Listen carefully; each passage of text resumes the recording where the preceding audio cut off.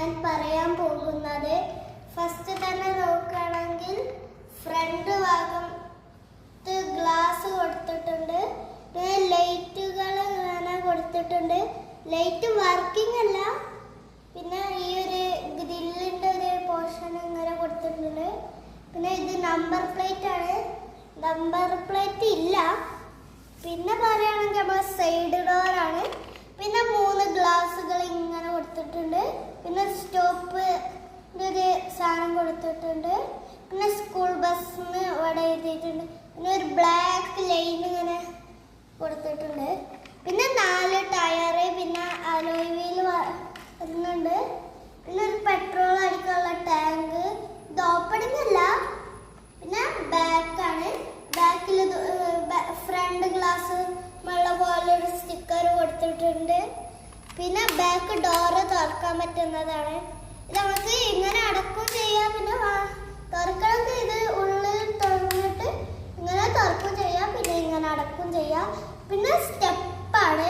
പിന്നെ 2 ലൈറ്റ്സ് 2 സൈഡിലും, പിന്നെ ഒരു ലൈറ്റ് 2 ലൈറ്റ് താഴെ 2 സൈഡിലും കൊടുത്തിട്ടുണ്ട്.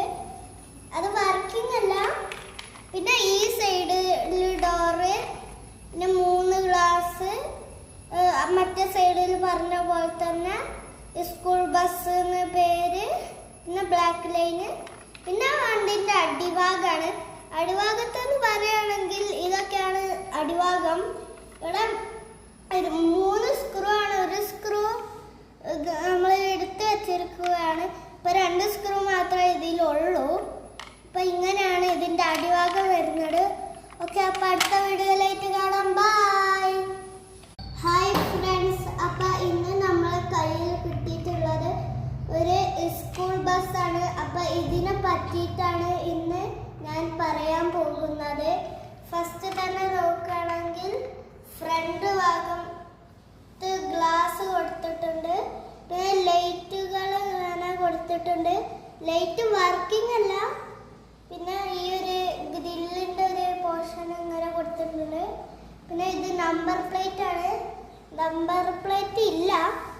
പിന്നെ പറയുകയാണെങ്കിൽ നമ്മൾ സൈഡ് ഡോറാണ്. പിന്നെ 3 ഗ്ലാസുകൾ ഇങ്ങനെ കൊടുത്തിട്ടുണ്ട്.